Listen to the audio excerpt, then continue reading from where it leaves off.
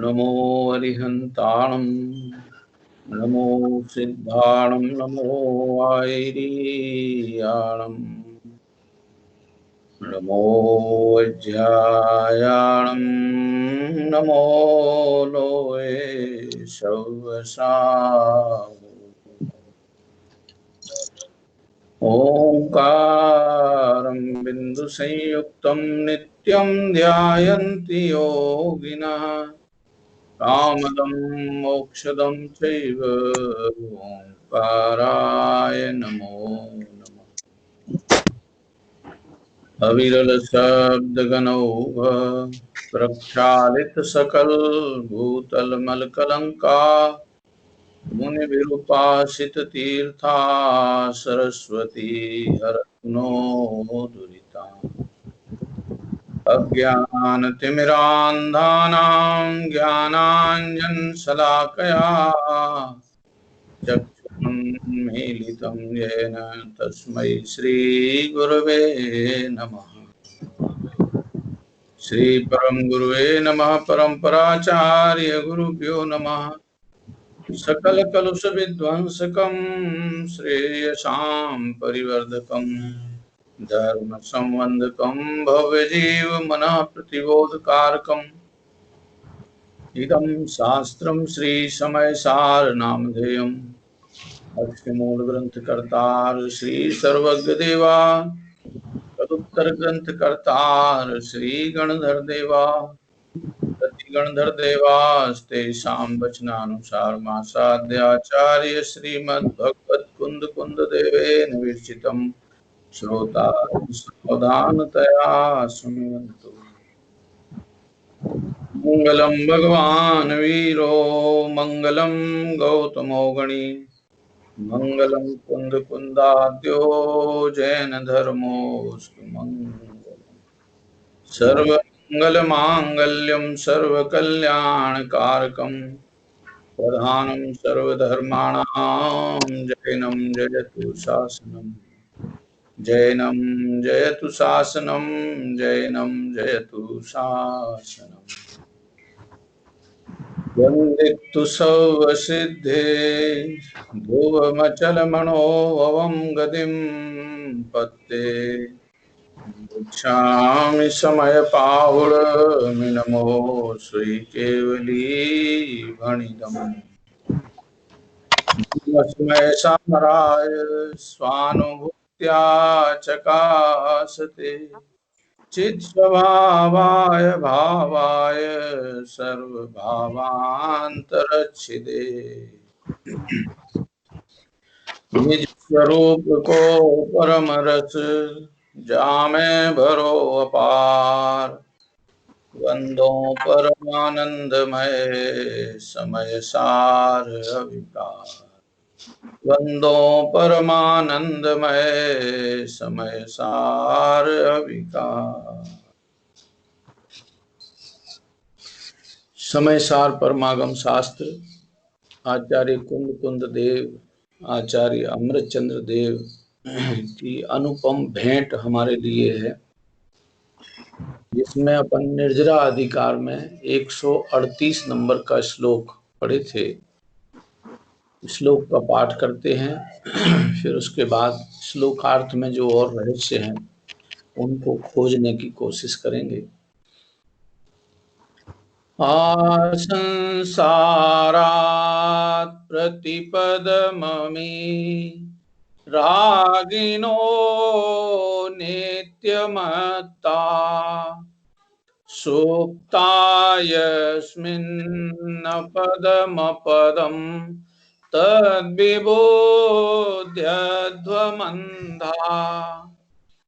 एतैतेतः पदमिदमिदं यत्र चैतन्यधातु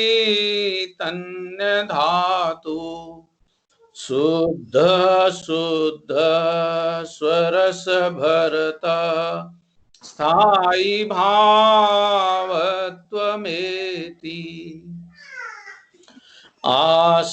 आसंसारात् प्रतिपदममि रागिणो नित्यमत्ता सुप्तायस्मिन्नपदमपदं तद्विबोध्यध्वमन्धा एतैतेत पदमिदमिदं यत्र चैतन्यधातु शुद्धः शुद्धः स्वरस भरत स्थायी भावत्वमेति।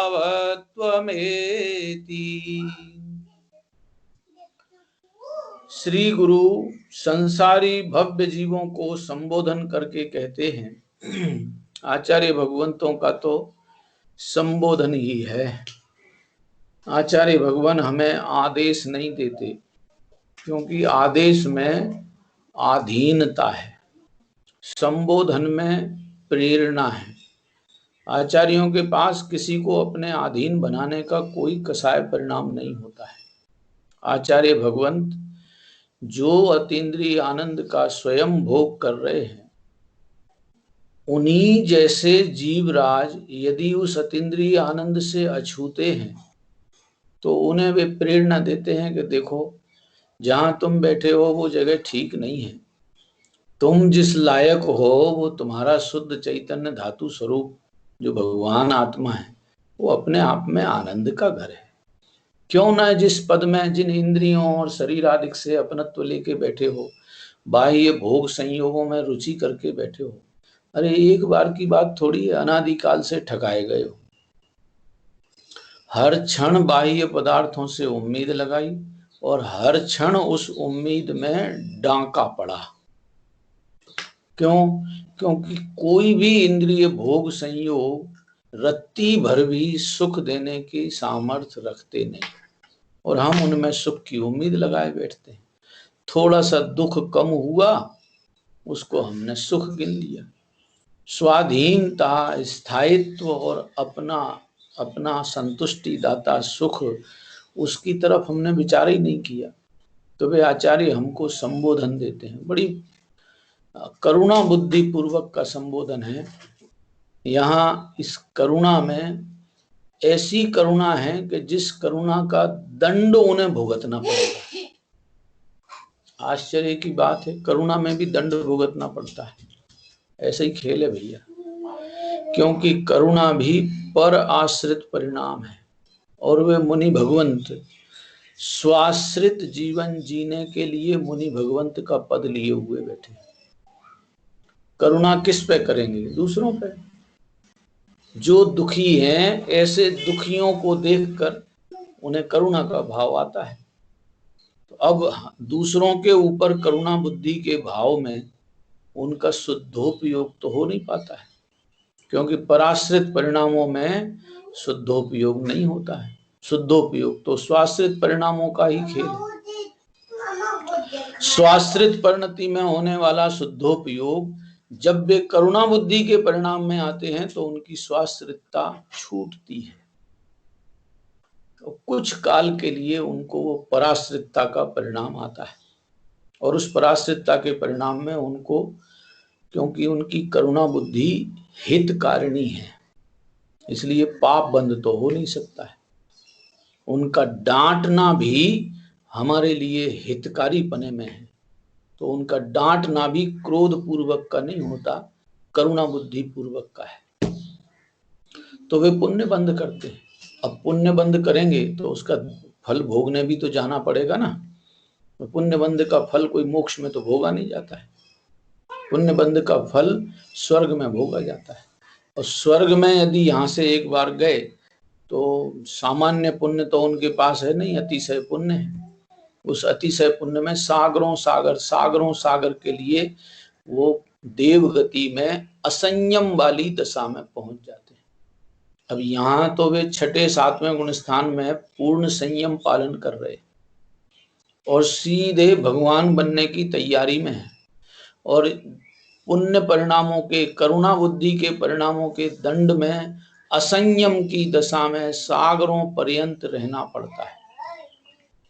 दुनिया में ऐसे कौन से माँ बाप होंगे कि जो अच्छे स्कूल में भेजने के नाम पे अपने 7वीं क्लास में पढ़ते हुए बच्चे को चौथी क्लास में पढ़ने के लिए एडमिशन करा देवे।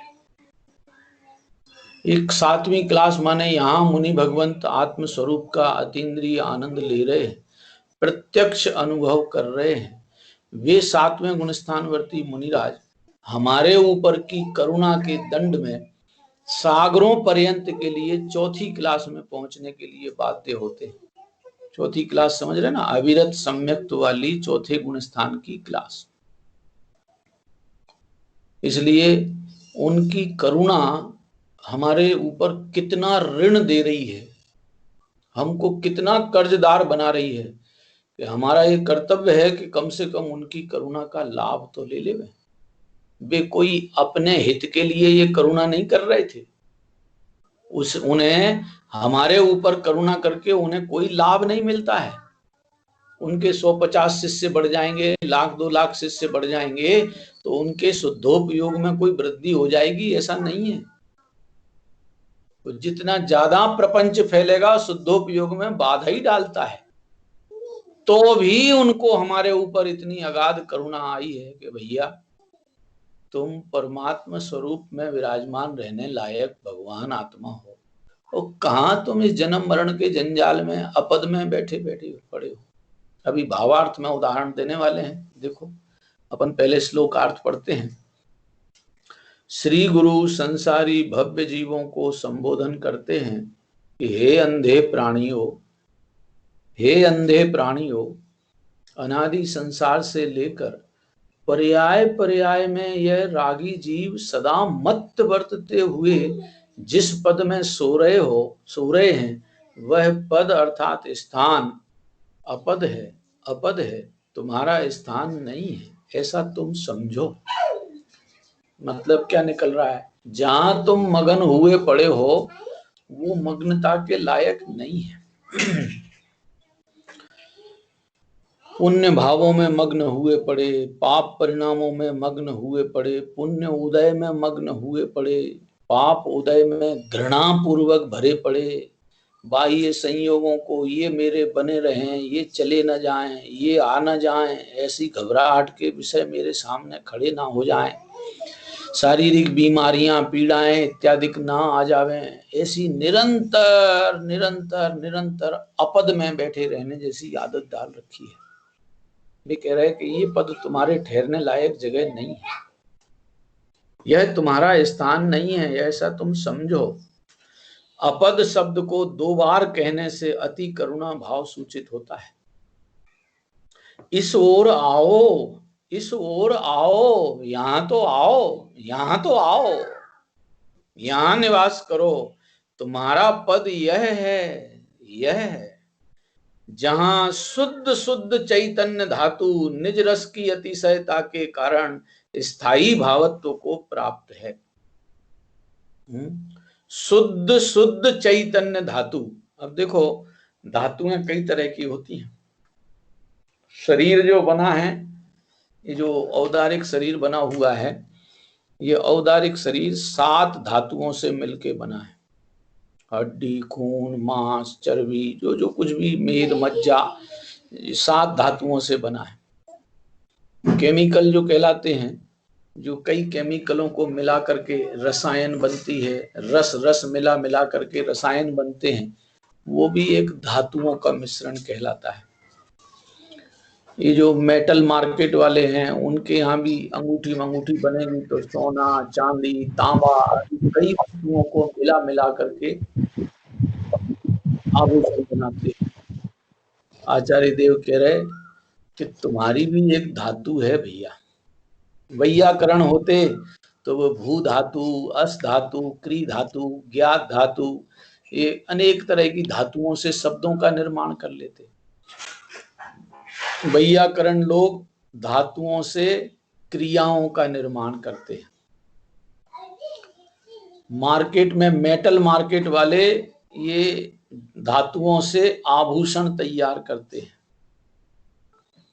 वैद्य शास्त्र के जानकार लोग धातुओं से औषधियां निर्मित करते हैं। आचार्य देव जिस धातु का परिचय करते हैं उससे आनंद का निर्माण होता है। आभूषणों के निर्माण और औषधियों के निर्माण और ये जो शरीर आदि खोटी वस्तुओं के निर्माण, इनमें जो धातुओं का प्रयोग होता है वो तो मिक्सचर करके होता है। आनंद का जो निर्माण होता है वो किसी के मिक्सचर से नहीं होता है। यहाँ चैतन्य धातु में अचेतन लक्षण रागादिक का मिश्रण करोगे तो आकुलता का निर्माण तो होगा, आनंद का निर्माण नहीं होगा। चैतन्य धातु में राग द्वेष रूप अचेतन परिणामों का मिश्रण करोगे तो आकुलता का निर्माण होगा, आनंद का निर्माण नहीं होगा। आनंद का निर्माण, आनंद की उत्पत्ति, आनंद की पैदाइश, आनंद की वृद्धि चाहते हो तो इस चैतन्य धातु को देखो तो सही कि चैतन्य धातु में क्या क्या है। चैतन्य धातु में निजत्व है, निजत्व माने ये अपनी है। चैतन्य धातु स्थायी है, अनादि से अनंत काल तक किसी भी संयोग और किसी भी अवस्था में अपने चैतन्य धातु पने को जिसने कभी नहीं छोड़ा है, ऐसा स्थायी बना है। और तीसरा, चैतन्य धातु ही संतुष्टि दाता, आनंद दाता है। विश्व में और कोई धातु अपनी होती नहीं, अपने लिए स्थायी होती नहीं, उनमें मेरे लिए सुख है नहीं। तो फिर वे कह रहे कि यह जो चैतन्य धातु है वो सदा अनादि से अनंत काल तक शुद्ध शुद्ध शुद्ध ही रहती है, देखो तो और ना देखो तो भी।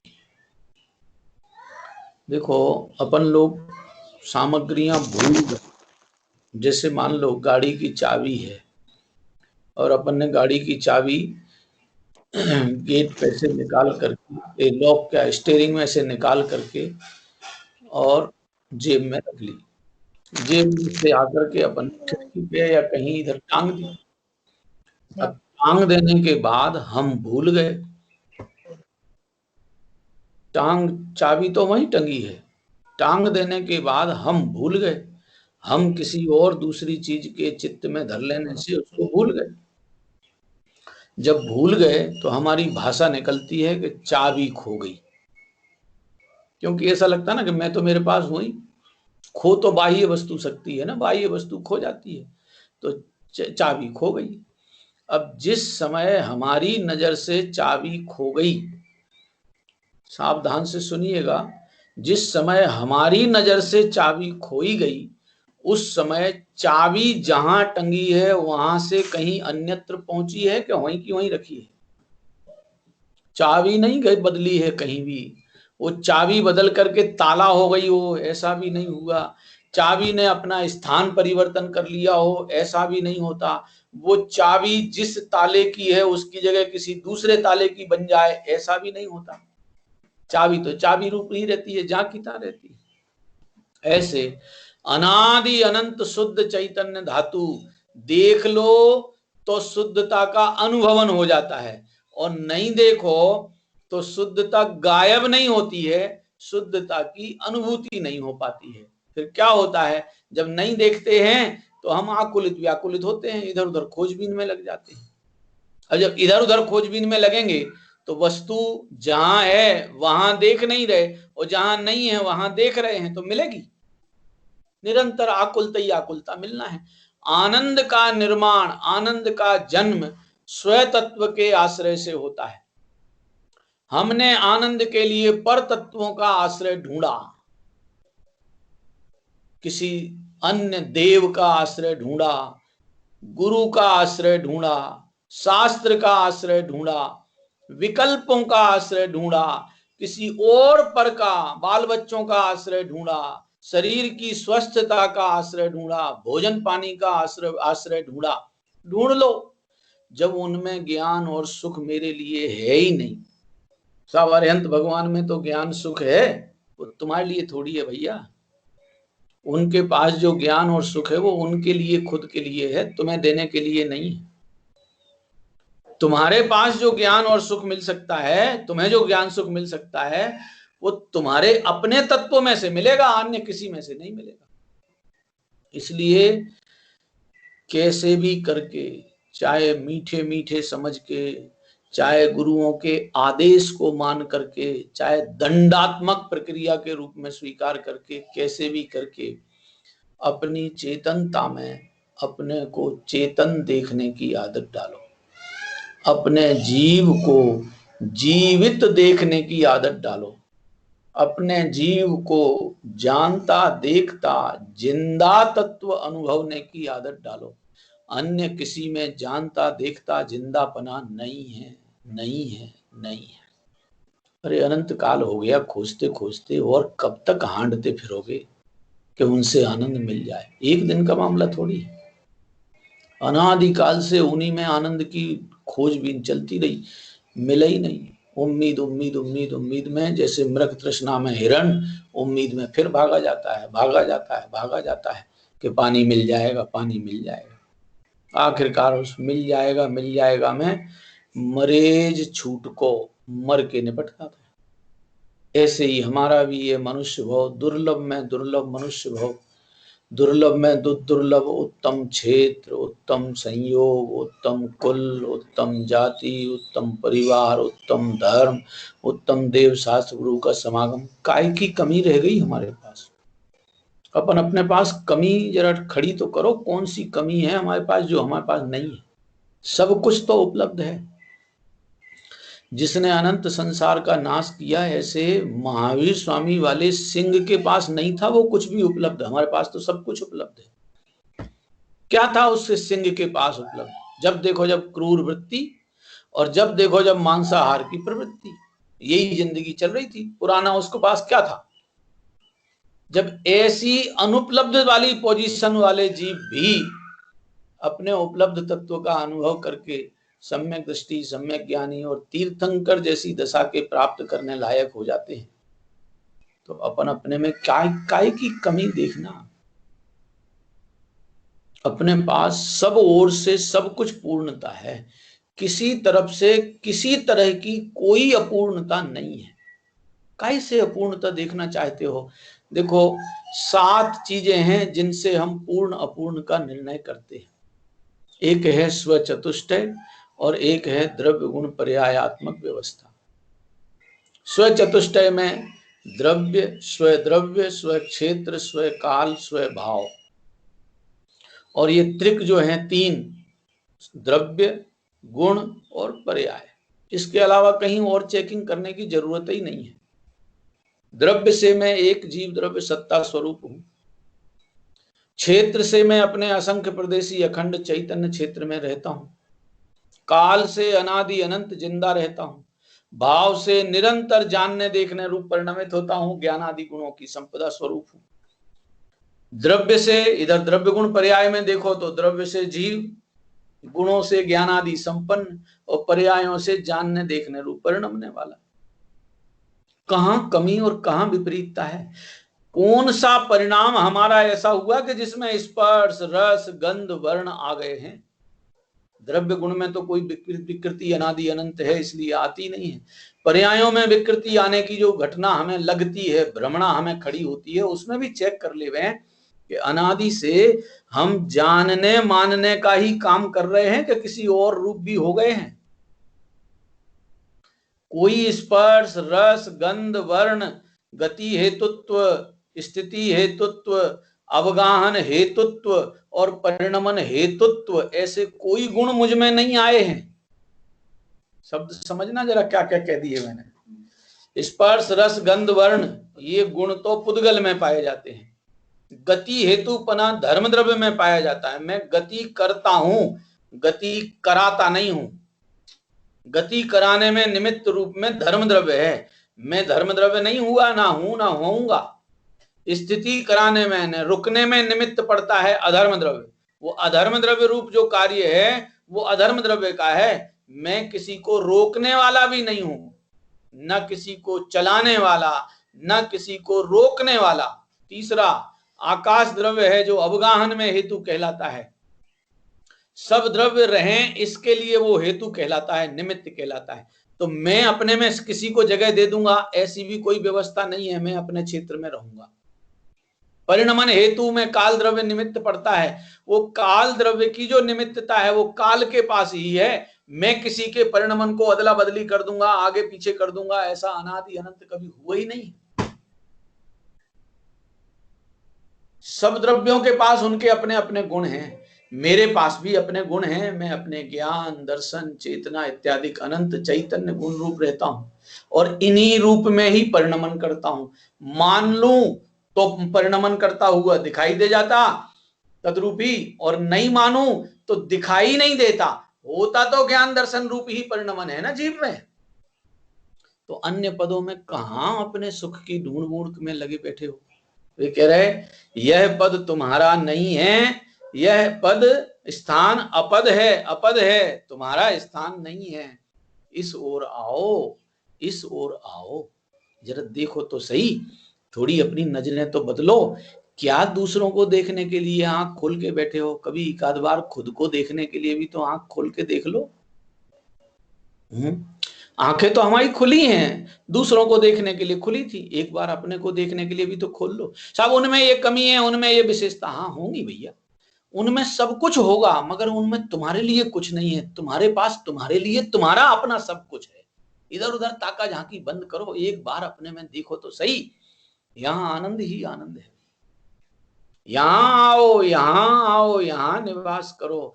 तुम्हारा पद यह है, यह है जहां शुद्ध चैतन्य धातु निज रस की अतिशयता के कारण स्थायी भावत्व को प्राप्त है। अब ये स्थायी भावत्व, स्थायी भावत्व का मतलब होता है वस्तु का परमानेंट नेचर, स्थायी भाव। यदि हिंदी साहित्य अपन ने पढ़ा हो थोड़ा बहुत, तो उसमें कल परसों मैंने चर्चा की थी, रस होते ना, रस, रस माने ये आम का रस है, तो आम के रस का अपना एक स्थायी भाव है कि उसको हरी पोजीशन में, कच्चे की पोजीशन में लेके आओगे तो उसका स्थायी रस खट्टा अनुभव में आएगा, और वही परिवर्तित होकर के पक जाएगा तो खटमिठ आएगा, फिर और मीठा हो जाएगा, और फिर धरा रहे तो बदबूदार और सड़ांध वाला कड़वापन अनुभव में आने लग जाता है। अब ये हमें उसके रस बदलते दिख रहे हैं। स्थायी भाव उसको कहते हैं कि जो परमानेंट उस रूप रहे ही रहे। अब ये कैसे समझे हम, देखें जरा। जैसे सूर्य जो है ना, सूर्य ये शाश्वत रूप से प्रकाश लक्षण वाला और उष्ण लक्षण वाला है। गर्माहट और प्रकाश ये उसका स्थायी भाव है। स्थायी भाव माने वो किसी भी पोजीशन में कहीं भी रहे, उसमें प्रकाश और ताप ये रहेगा ही रहेगा, रहेगा ही रहेगा। अब किसी को उसमें प्रकाश और ताप नहीं दिखाई दे रहा है, तो इसका मतलब उस सूर्य में से गायब नहीं हुआ है। ये देखिए, सूर्य में पूरा का पूरा प्रकाश है और ताप है।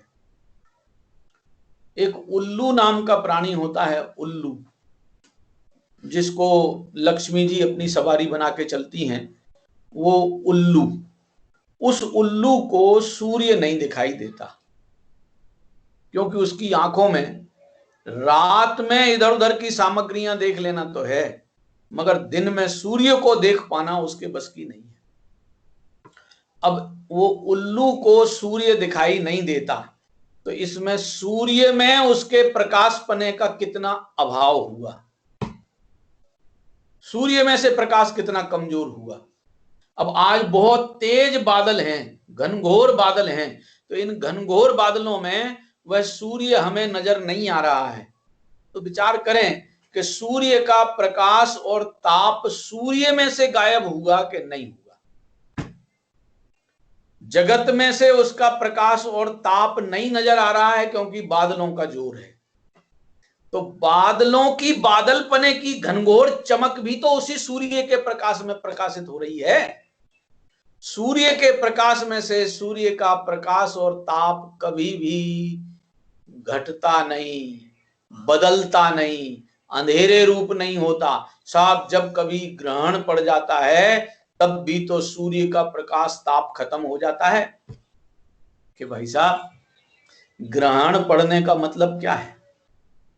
एक ग्रह ने दूसरे ग्रह को खा लिया ऐसा नहीं है। सबकी अपनी अपनी दूरियां हैं। हम जहां बैठे हैं वहां से 800 प्रकाश वर्ष ऊपर सूर्य है। अब बीच में यदि कोई राहु केतु काले वाले आ गए नीचे से निकलने वाले, तो नीचे बैठे हुए लोगों को, खड़े हुए लोगों को सूर्य के सामने आ जाने से वो सूर्य का ताप नजर में नहीं आ रहा है। तो नहीं, लोगों को सूर्य का ताप नजर नहीं आ रहा है, तो सूर्य में से सूर्य का ताप थोड़ी गायब हो गया है। हमारे एक राजमल जी पवैया हुए हैं जिन्होंने बहुत सारे विधान लिखे हैं। उन्होंने शांति विधान लिखे हैं, छोटे छोटे 2 विधान लिखे हैं। एक 24 पेज का शांति विधान है और एक 48 पेज का शांति विधान है। उन दोनों में से एक विधान की जयमाला में, लास्ट में जयमाला में एक लाइन लिखी उन्होंने, जो स्वभाव से दूर बसे हैं उनको शिव पथ विरल हो गया है। स्वभाव में से शिव पथ गायब नहीं हुआ है। जो स्वभाव से अपनी दूरी बना के रखते हैं उनको शिव पथ मोक्ष मार्ग दूर हो गया है। जिनने स्वभाव से दूरी बनाई है, स्वभाव दूर नहीं गया, स्वभाव तो सदा नजदीक। नजदीक क्यों? स्वभाव तो मेरा अपना ही तो स्वभाव है, वो मुझसे दूर नहीं हुआ है। मेरो धनी नहीं दूर देशांतर, मोही में है और मोह सूझत नीके। मेरा धनी माने मेरा स्वामी, मेरा स्वतत्व मुझसे कहीं दूर नहीं गया है। मैं उसी स्वरूप हूं, मुझ में ही है, मैं ही तद्रूप हूं, और यह मेरे अनुभव में आने के लिए बिल्कुल सदा तैयार है। देखो तो सही, एक बार देख लेने की जरूरत तो कम से कम अपने जीवन में महसूस होना चाहिए। अरे सबको देखने के लिए खूब आंखें खोली, खूब प्रेरणाएं ली, खूब लोगों को प्रेरणाएं दी हैं। एक बार खुद को देखने की भी तो प्रेरणा जागृत करो। ये आचार्य हमको ऐसे मीठे मीठे संबोधन करते हैं, कह रहे तू एक बार तो देख ले जरा अपने वैभव को। तेरा चैतन्य वैभव अविनाशी है, तेरा अपना है, तेरे लिए आनंददायी है। तेरे इस आनंददायी पने को दूसरा कोई लूट नहीं सकता। तू अपने आनंददायी पने को दूसरे को दे नहीं सकता। ऐसा अपने आप में वज्र की तरह घन घोर ताकत वाला अनादि अनंत विद्यमान तत्व है। ऐसा अपने निज पद की ओर आओ। स्थायी भावत्व को प्राप्त है, स्थिर है, अविनाशी है। यहां शुद्ध शब्द 2 बार कहा है, जो कि द्रव्य और भाव दोनों की शुद्धता को सूचित करता है। द्रव्य से शुद्ध और भाव से शुद्ध। अब देखिए, द्रव्य से शुद्ध में तो हमें स्थायीपना नजर आता है क्योंकि वह अनादि अनंत है। अब भाव में हमें ऐसा लगता है कि भाव तो परिवर्तित होते रहते हैं, भाव तो परिवर्तित होते रहते हैं, भाव तो परिवर्तित होते रहते हैं। अरे उन परिवर्तित होने वाले भावों में भी तो चेतनता ही चेतनता पसरी है ना। पिछले समय का जो भाव था वो अब नहीं है, इस समय भी भाव है ना, अगले समय भी भाव आने ही वाला है ना।